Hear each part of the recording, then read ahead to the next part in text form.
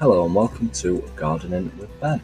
This is our second episode, so thanks if you've subscribed and you've got notified about it, or if you're new to the channel, please subscribe and you'll be able to stay up to date with this brand new gardening channel. This channel is all about allotments, growing vegetables, gardening, tips and advice, and just a general chat as well. So thanks for tuning in, and let's get on with the second episode.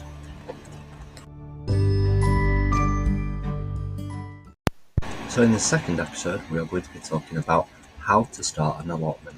A lot of you out there are possibly thinking about starting an allotment and would not know where to start or where to begin in searching for an allotment. So we're going to give you the key tips and how to get the perfect allotment started and some fantastic produce grown down on your plot. So the first thing you need to think about when you start an allotment is whether you want a council plot or a private tenant plot.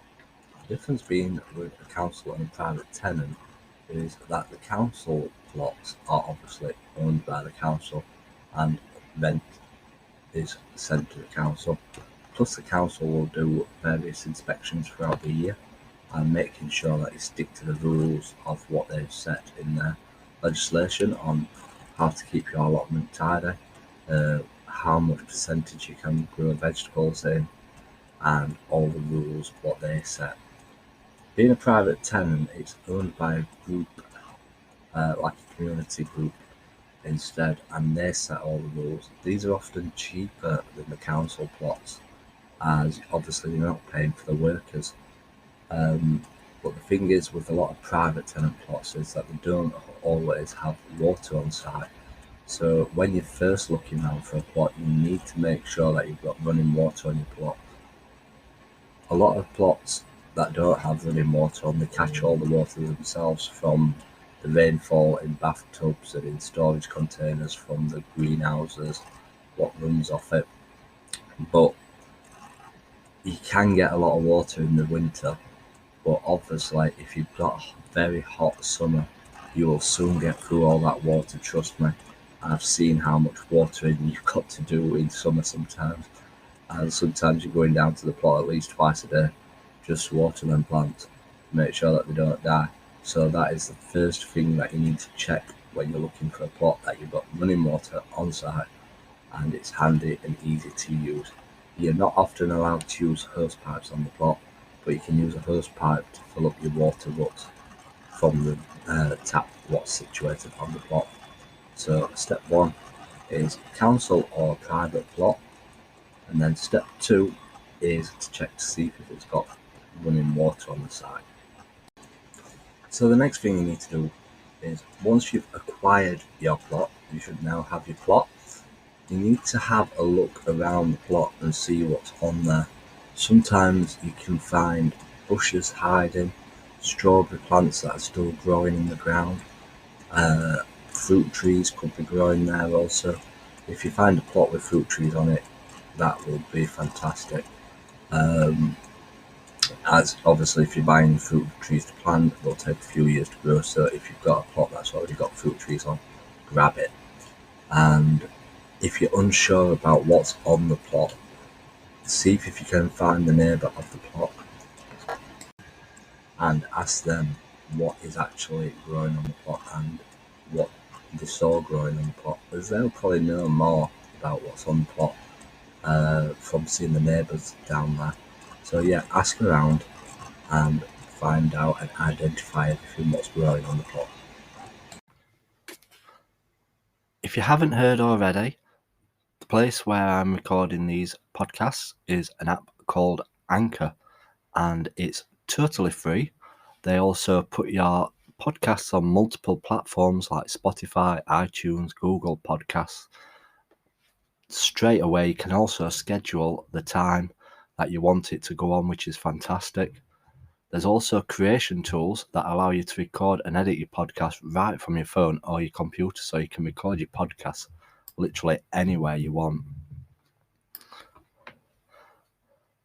You can also make money from your podcasts as well, with no minimum listenership whatsoever. So the more times it gets played, the more times you can earn money from it.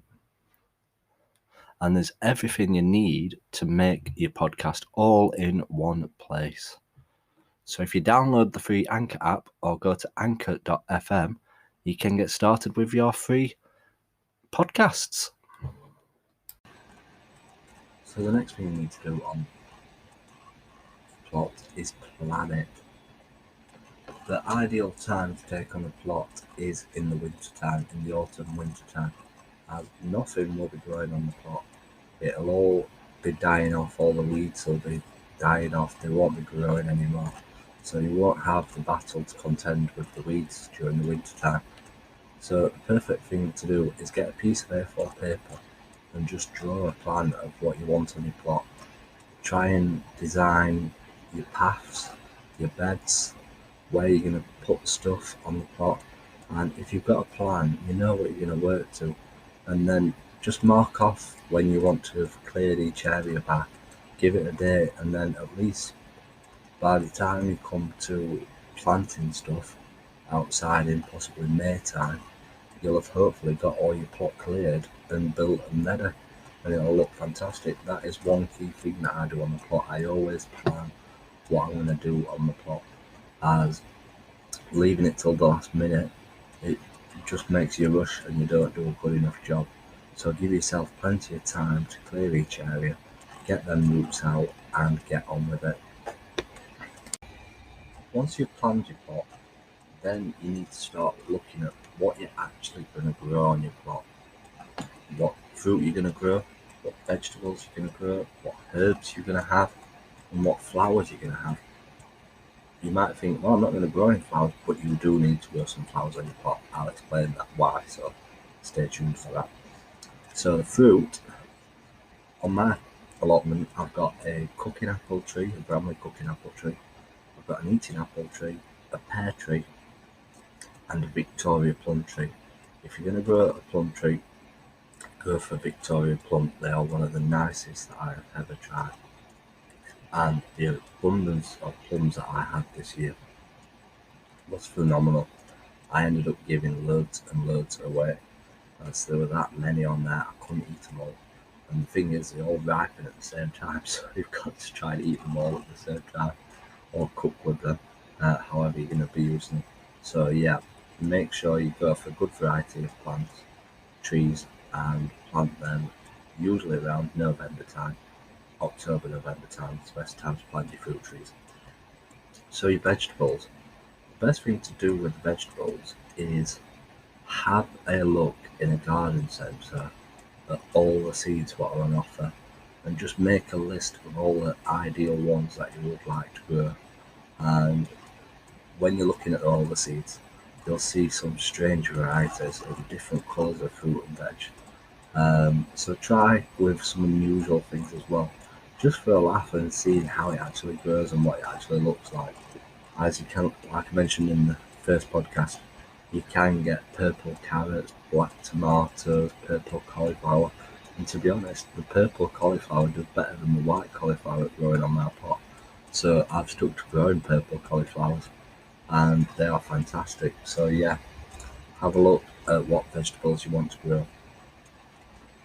Obviously you can grow herbs in the garden, but when you're growing herbs in the garden, the ideal thing to do is plant them in planters, troughs, like that, because herbs will spread.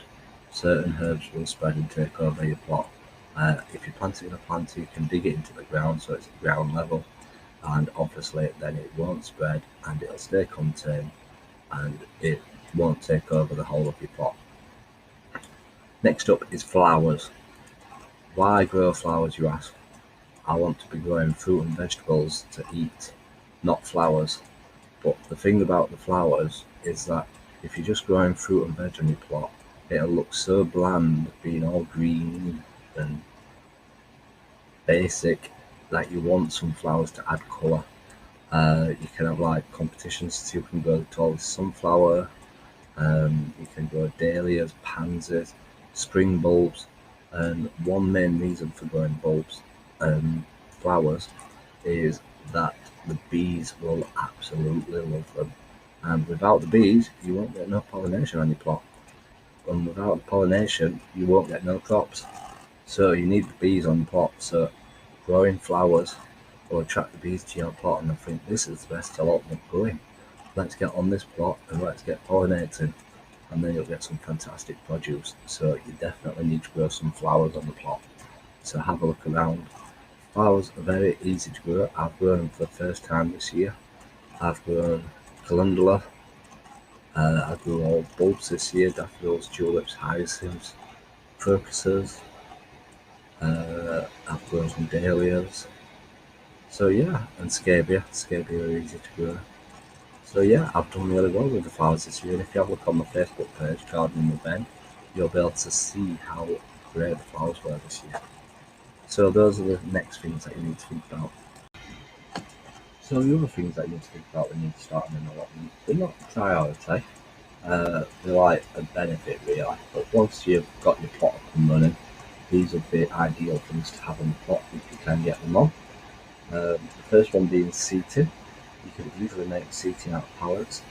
Pallets are free most times. You can go around companies and get free pallets off people. So when you're making your plan, make sure you put a little seating area just to sit back and relax on. The next thing you need to think about is a hut. If you're wanting a hut on your allotment, or even a greenhouse. On my plot, I've actually built my own. I've used wooden frame, and then I've used polycarbonate for the sides and for the roof. So it is a hut and a greenhouse at the same time. I can start off all my seeds in there. It's warm enough to start my seeds in there, and it was expensive, but I built it how I wanted it, and it's absolutely massive. And each year I keep extending it, so it's getting bigger and bigger every year, because you can never have enough seeds growing. I'm sure you're all the same, and you just try and find as much room as possible to grow them seeds in. So if you are looking for a shed, you can either look on Marketplace on Facebook or on the local ads if you're not planning on building one yourself as well. So the next thing was a hut and a greenhouse.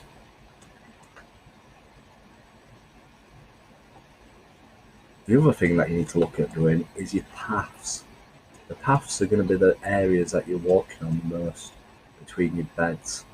For my paths, I've used black membrane that you can cut up into pieces and lay down as paths, and they'll keep the weeds down on the plot.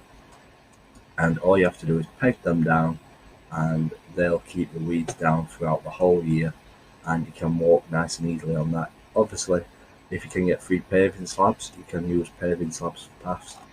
I've tried using mulch in the past, but it just rots and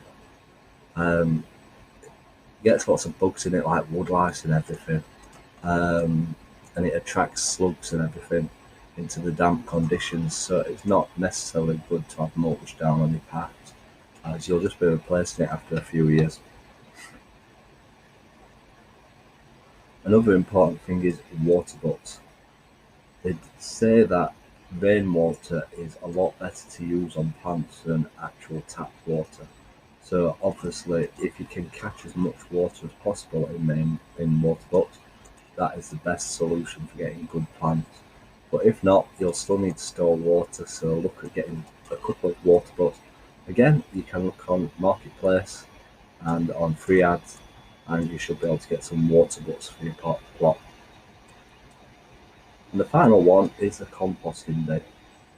Obviously, if you're doing your own composting, it will save you fortunes on buying compost. You'll be collecting up all the leaves that fall in the autumn and the winter, and collecting them up, saving all your scraps to make your own compost. It can be a smelly job and a very dirty job, but if you're making your own compost, it will save you in the long run. So yeah, those are the tips for the allotment.